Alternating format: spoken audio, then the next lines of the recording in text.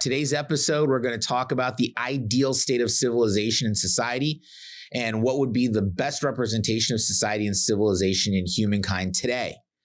I'm really excited about this episode. I've done a little bit of this and I'm borrowing from some past episodes that we have. But, I feel like we're a lot tighter now and I'm excited to be able to just keep improving our content.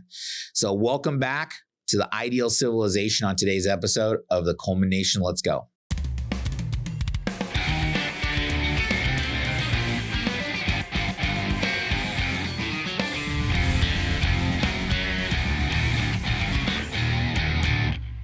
A friend of mine recently brought a concept to my attention called the cycle of civilization. This was a concept created by a gentleman by the name of Alexander Fraser Tytler, a judge and a historian in the late 1700s and early 1800s. Tytler had this concept of the process of a civilization went through and would go through every couple of hundred years. It was this cycle that kept repeating over and over and over again. He said that a civilization or society will, first of all, be founded upon bondage and slavery. Then those people will convey and display a sense of spirituality and a sense of faith. So they go from bondage and slavery to faith. From there, it evolves from spiritual faith and having belief in a higher power to having the courage to do something about it and to fight back. Then from courage, society evolves into liberty, and out of liberty comes a tremendous sense of freedom, and that evolves into abundance. The society then becomes so abundant, it evolves into selfishness. From selfishness, it evolves into apathy. Because you just have too much stuff. You become an apathetic society. From apathy, it evolves into dependence. And then from dependence, it goes all the way back to bondage and slavery. And again, this cycle evolves every 200 or so years. This is something that I think a lot of people, just by observing the goings on in society today, you go, wow, this is actually observationally to be true. And it feels like we're at the end of a 200-year cycle. If you compare that to society today, it's almost like we're in this accelerated tailspin of the worst parts of this evolution right now. I thought about this because I started thinking about, is there a way that we can actually break the cycle? Could we say to ourselves, hey, listen, this isn't a cycle that we should be a part of? Is it something that we can rise above in order to accelerate evolving society? I mean, to me, I would like to just skip past all of the enslavement and all of the struggle and just kind of lock into like a 1,000-year golden age. That would be my ultimate ideal. So let's talk about this ideal state of humanity. If we were to look at the ideal state of humanity, society, and civilization, I think there are some particular points that would have to be prevalent in a society in order to be able to say, this is a society that not only has the ability to evolve, but is worth evolving and taking to the next level. The first quality that we'd have to have as a society, common to everybody, would be a sense of purpose and self-awareness. I think that people would have a reason for me, in quotes, and have to be very aware of themselves, meaning that they would have a very innate and inherent sense of personal purpose and what their role is in the world. They would need to be very centered, not just spiritually, but mentally. And we'll talk about both of those points here in a second. But that's the first thing, having a sense of purpose and self-awareness. The second point that I think would be very valuable for the evolution of a society would be physical well-being and the mastery of one's physical self. If we were to encourage exercise, self-discipline, and a good diet, and have them as agreed upon parts of our culture, I think that we would have a much healthier society. It could even lead to better states of mental health. This has absolutely been proven that if you keep yourself healthy, if you exercise consistently, if you get proper rest and nutrition, that you have a much better state of mental health. I would challenge you, if you struggle with those types of things, try to just get sleep, take supplements like good vitamins, don't drink alcohol or do drugs, and make sure that you're doing the things that you can to take care of your body, such as exercise. The third thing that would be critical to evolving to the next level of society would be mental strength and command over emotion. Many times people are not able to control their emotions.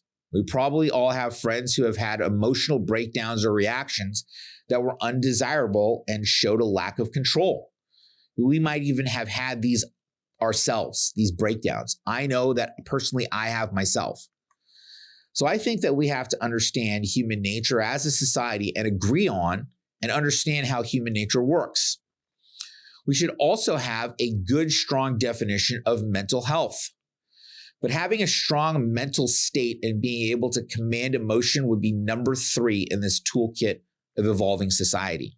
When I think about it, in the past, when I've had a chance to have very stressful situations, but I can find a methodology of being able to center myself and calm myself in those times of adversity, I really feel like, man, I've conquered something today, even if it's just not getting upset or exploding at someone or breaking down. And I think that most people, I saw this happen to me recently. I was in the airport and I was watching, some parents traveling with their kids. I myself have a baby and I know what kind of stress that can have when you're traveling. And I just saw that these parents would react and they would scream at their kids. And I was just blown away that they couldn't just have some mental and emotional control in a stressful, situation. I was sitting there. I remember one father with a young baby boy, probably not more than 2 years old. And he was just yelling at him. And I was like, hey, that's not his intention. The baby is not trying to make your life worse. It was like the dad was taking it personally that the kid was on an airplane, probably had a pressure headache and was really, really upset. And I think that being able to command control of your emotions would really, really do something for being able to evolve our society. Number 4 would be selflessness and charity. Very important qualities to evolve a society. Because if you have a society that's built upon a lot of selfishness and what's in it for me, that society, per the cycle that we just went over, is on a downward trend. Selfishness is very key to the demise of a civilization. And likewise, selflessness is the key to the prosperity of a civilization. I think people should find things to be selfless about, whether it's volunteer work, charity work, church work, working in an orphanage, volunteering at a school, all of these types of things. Why? Just for the betterment of society. And looking at it like, how can I provide value to my community and do it without asking what's in it for me? I really feel that, the times that were most rewarding to me is when I would do volunteer work, when I go in and do trash pickups in neighborhoods, when I would do tutoring. There were all these points where just by giving back to the community, I felt like I was helping civilization progress. And that is a very, very rewarding feeling. And I think that more people should consider doing that. The next thing would be responsibility. Why would responsibility be significant? Because if you have a society of people with a tremendous sense of responsibility, then you have a society in which people can be trusted to grow that society and take it to the next level. This is going to be one of the topics that I'm going to talk about in a future episode. We're going to be discussing what would be the components of a high trust society. But that's a different episode for a different day. But when we talk about responsibility, people often make the mistake of equating it with fault. That isn't an apples to apples comparison. Responsibility doesn't have blame and fault at its heart. The way that I view responsibility is, number 1, you're willing to have been the point of causation or starting something. You say, I was the cause of that. I started that. So that's the first thing in responsibility, to make the statement or claim that this thing has happened because of me. Not in an arrogant way, but that's what assuming responsibility would be, a statement of causation. I remember a friend of mine was making a very, very, appropriate example of what it would mean to have total responsibility. And he said, if you were standing around and a meteor, fell out of the sky and hit you, most people would blame the meteor, right? And they would be like, it's the meteor's fault. Like, why did it have to fall on me? And absolutely, to a certain degree, if it's a big enough meteor and you're just minding your own business, that could be the case. But in reality, you were the one that decided to stand there for whatever reason that was. And to look at it that way, that you were total causation for being, the person that was standing in the way of the meteor, then that's a statement of total causation, which I thought was a really good example. The second way I view responsibility is the ability to withhold or hold back. And that goes back to emotional control. If someone makes you upset and then you lash out at them, what happens is that person caused that to you and you lost control. But if you were to look at it and say, I have the ability to hold back and maybe not be angry or not be reactive, that would be a telltale sign of a tremendous self-discipline driven society and civilization. So responsibility is a much deeper concept than blame and shame and that kind of thing. The next thing, and this is the last one here, number 6, would be spiritual awareness. When I talk to folks, I find two schools of thought. One is that a human is just an animal. The other is that they're a spiritual being inside of a meat sack.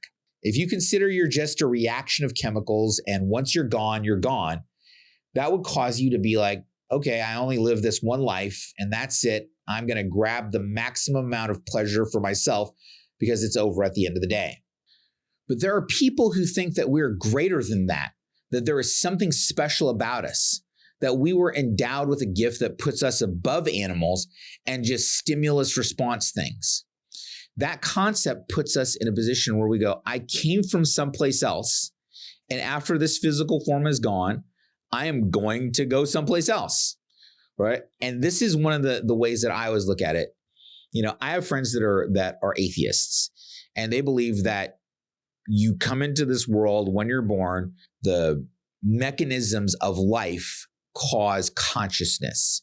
And once the mechanisms of life go away, meaning the chemical reactions and balances that cause you to be alive, once that ceases and there's a cessation of function, that you are no longer, a living consciousness, and then you just go away. That was it. It was one singular cycle, and that's all there is.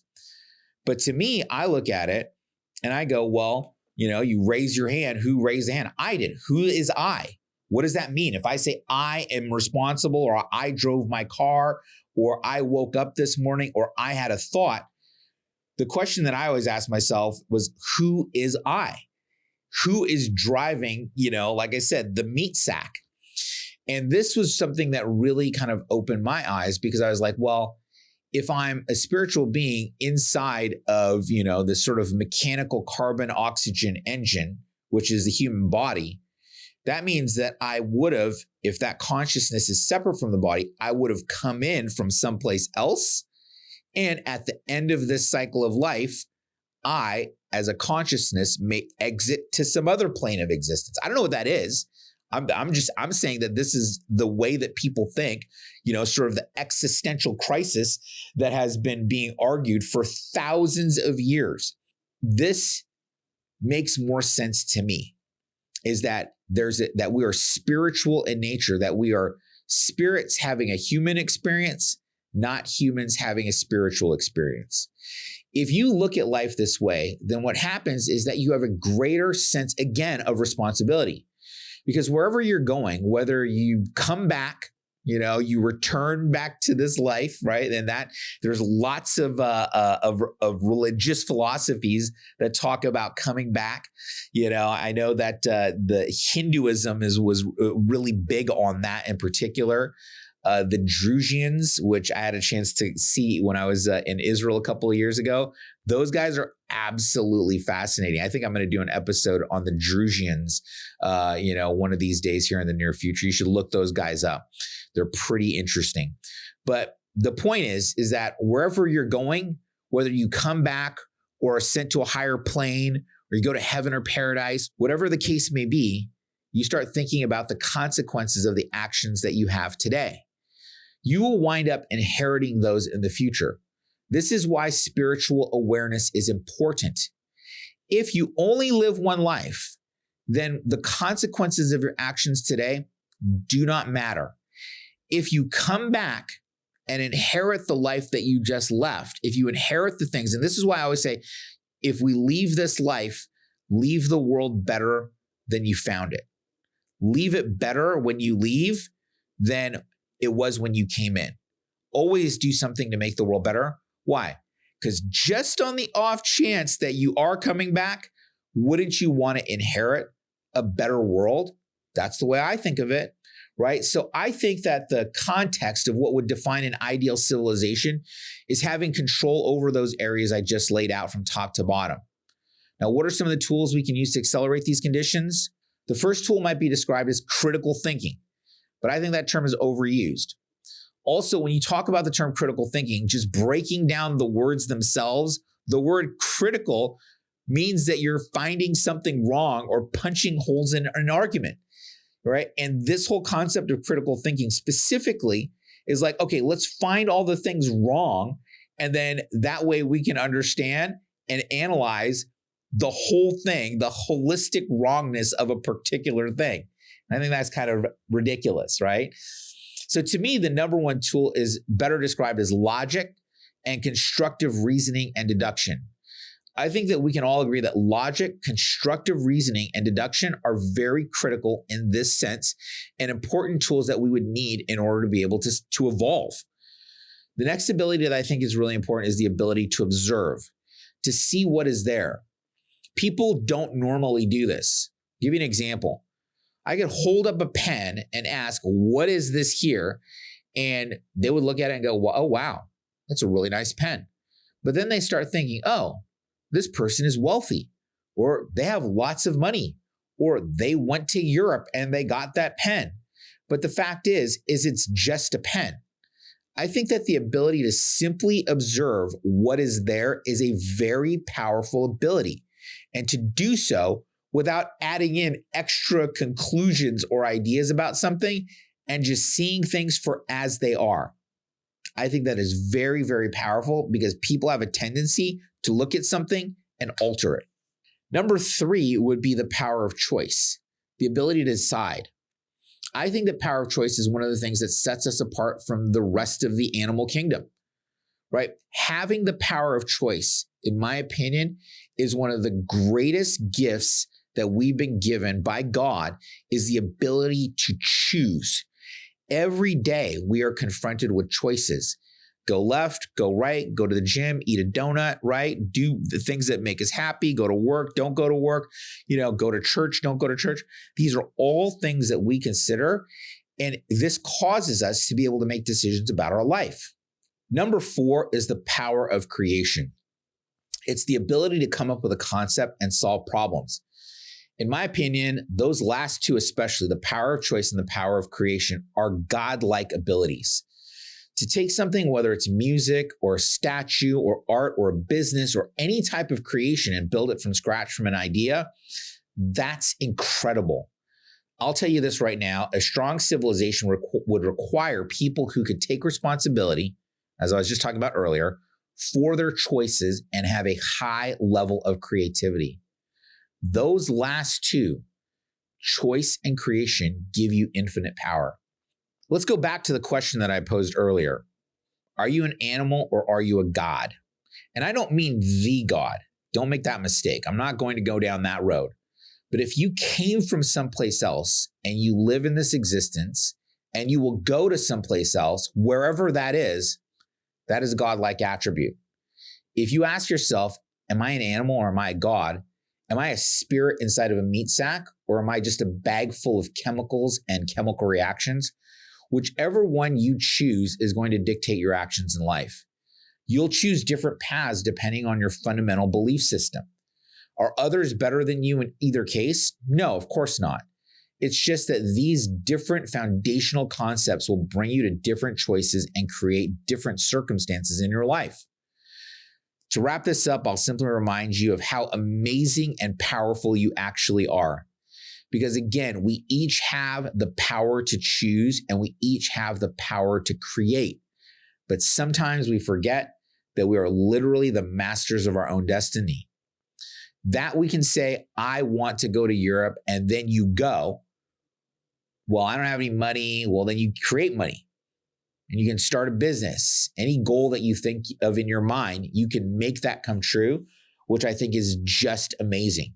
And isn't it true? Every time that you think about accomplishing some goal, there's a little voice which actually doesn't belong to you, right? Whenever you hear a voice that's discouraging you from doing creative endeavors, that is not your voice. That's the voice of people in the past having discouraged you, and you're just playing it back. I see this in our daughter and little kids. What do? Is they don't consider that anything is impossible. They are superheroes. I think that little kids are superheroes because they don't have the baggage of conclusions and failures that adults bring with them from endeavor to endeavor. We bring all of our past failures and all of the disbeliefs that we can accomplish anything. So here's my question to you. And what do you think about all this? Give us some comments and give us some feedback. Make sure that you leave some comments below so that I can go through them and kind of like understand what your thoughts are. See, the way I look at it is we've got to be working together to make society better. Do we have what it takes to even get back on track as a society? I'll tell you this right now. Some people consider that we should just let the whole thing burn down and try and figure out how to rebuild from ashes.